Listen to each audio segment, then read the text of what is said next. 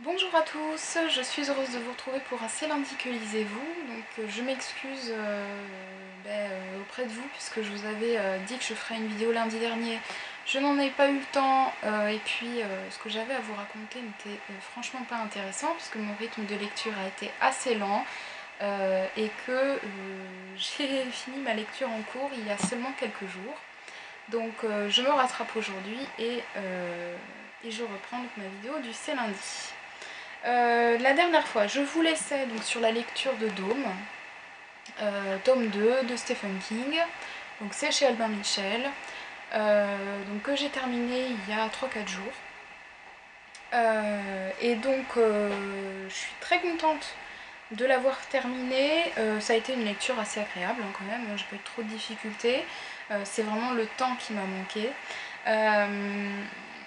Je suis contente d'avoir lu mon premier Stephen King, puisque le tome 1 s'achevait un peu brutalement et il me fallait connaître la suite, donc le tome 2 a été très bénéfique. Que dire de ce roman? Je ne pense pas qu'il soit complètement représentatif de l'écriture et de la patte Stephen King.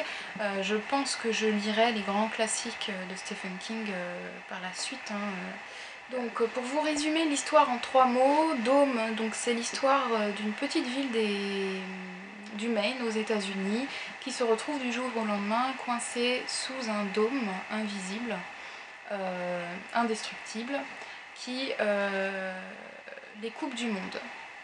Et donc à l'intérieur de cette ville coupée du monde va se produire une lutte d'influence entre Big Jim Rennie, qui est le second conseiller de la ville, et certains habitants, et notamment le colonel Barbara, qui est nommé par le président des États-Unis comme personne un peu providentielle qui doit permettre à la population de survivre à cette situation. Alors c'est un roman qui est assez dur quand même, dans le sens où vous avez énormément de scènes très violentes, des scènes de meurtre, des scènes de viol. Il y a quand même pas mal de choses qui sont dures à lire. La réalité qui est montrée dans ce roman n'est pas très belle, et je pense que si vous êtes une âme sensible, il faudra peut-être vous abstenir ou prendre vraiment beaucoup de courage pour lire ce livre. Voilà, moi j'ai quand même été choquée par certains éléments. Après, ça reste un livre qui se lit très bien et l'histoire est très sympa. Alors, c'est marrant parce que j'ai été assez frappée par la ressemblance de certains personnages, notamment de Big Jim Rennie, avec des opinions qu'on entend actuellement dans l'actualité en cette période de campagne électorale américaine. Big Jim Rennie est ultra républicain, ultra libéral, et il m'a par certains côtés fait penser à un certain candidat dont je pense que vous aurez deviné le nom. Et voilà. Bon, c'était parenthèse fermée. La voilà. Question en fait du tome 2, c'était de savoir, premièrement, comment les habitants allaient continuer à gérer la situation donc de ce dôme, comment ils allaient gérer leurs ressources qui s'amenuisent, et si ça n'allait pas finir dans un bain de sang général. Et puis la deuxième question de ce tome 2, c'est de savoir mais qu'est-ce que c'est que ce dôme, par quoi il a été provoqué et comment est-ce qu'on va s'en sortir. Alors j'ai trouvé que le traitement de cette question par Stephen King était assez intéressante. Il y a une dimension fantastique, résolument fantastique, qui émerge vers la moitié du tome, qui je trouve aurait mérité quand même un peu plus d'explications. Je trouve que ça tombe un petit peu comme un cheveu sur la soupe. Je ne vais pas en dire beaucoup plus parce que ce serait vous spoiler un peu la totalité du livre, donc je peux pas trop m'étendre sur ça, mais je trouve que le dénouement était un petit peu facile et aurait mérité quand même un peu plus de précision. À côté de ça, il y a quand même une morale qui sous-tend quand même le roman, à savoir que les humains sont des gens qui sont quand même très brutaux les uns envers les autres, et que quand on joue sa vie, on est capable de tout, et vraiment de tout, du pire comme du meilleur, et que faut se poser des questions, parce que ce qu'on peut faire subir à certains, quand nous on le subit, c'est pas drôle. Donc voilà, il y a quand même une morale assez humaniste qui sous-tend le roman. Après, je trouve qu'il y a quand même une certaine dénonciation de la religion.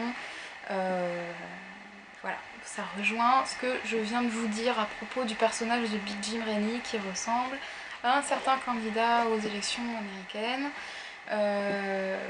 Voilà. Bon, je m'étendrai pas plus sur le sujet. Si vous voulez en savoir plus, je vous invite vraiment à lire Dôme. C'est quand même un roman qui est qualitatif et que j'ai beaucoup aimé lire.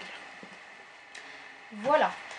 Ensuite, autant vous dire que je n'ai terminé aucun autre livre. Je suis toujours dans la lecture de Bilbo le Hobbit, donc de Tolkien, que j'ai un peu avancé. J'en suis à peu près à 50%, donc à la moitié. Mais je ne lis que dans le métro, donc ça n'avance pas beaucoup.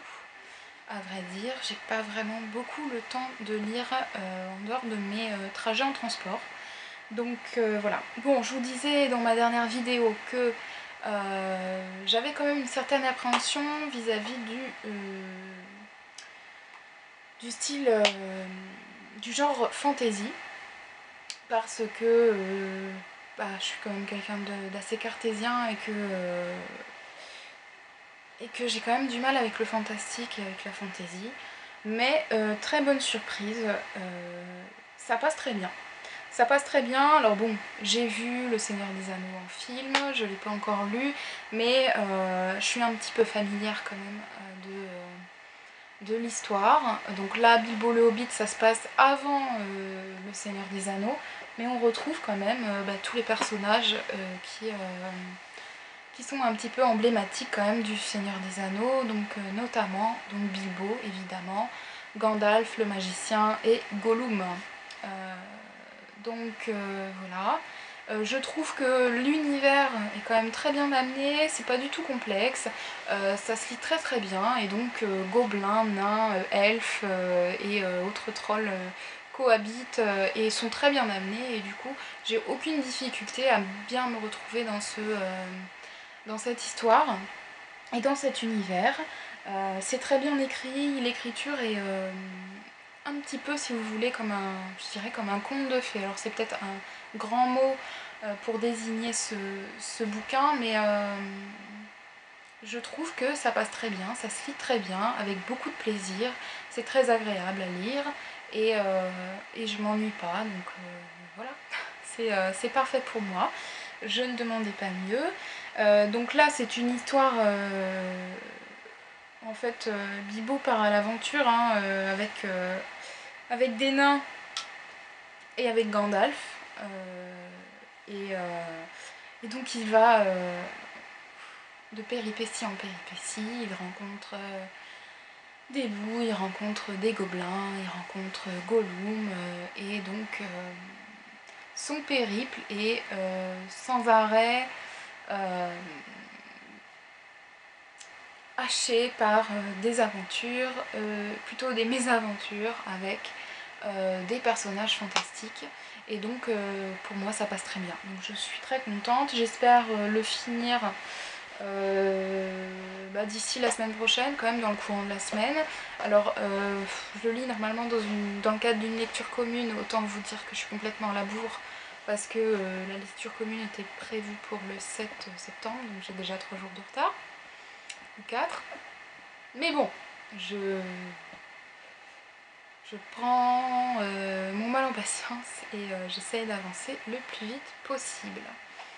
Et ensuite, ce que je lirai ensuite, alors j'ai pas encore décidé, mais j'hésite entre le top 7 d'Harry Potter, que je n'ai pas sous la main mais qui est quelque part, donc de toute façon vous connaissez la couverture, voilà, et Total Recall de Philip K. Dick. En fait je suis allée voir le film, si vous lisez mon blog vous savez un petit peu ce que j'ai pensé du film, et en fait la vision de ce film m'a donné envie en fait de lire la nouvelle de Philip K. Dick. Donc j'ai acheté le recueil, donc, qui est constitué d'une dizaine de nouvelles. Alors celle de laquelle est tiré le film s'appelle Souvenir à vendre, voilà. Mais vous en avez voilà, une dizaine d'autres. Et ce serait voilà, mettre un pied dans le fantastique. Maintenant que je suis dans ma période un petit peu fantasy, je me dis pourquoi pas avancer dans le fantastique. Et Philip K. Dick est un auteur que je n'ai jamais lu, donc je n'ai entendu que du bien. Donc ça peut le faire. J'ai pas encore décidé, mais ce sera, je pense, soit Harry Potter, soit Total Recall. Voilà. Donc pour ma semaine assez peu fournie en lecture, je dirais. Je n'oublie pas que je vous ai promis une vidéo tag que j'essaierai de filmer dans la semaine ou le week-end prochain, si j'en ai le temps. Il faut vraiment que je reprenne mes questions et que je réfléchisse à mes réponses. Je suis vraiment désolée parce que j'ai vraiment beaucoup de choses à faire. J'ai repris une activité, donc c'est un peu speed. Il faut que je me remette dans le bain.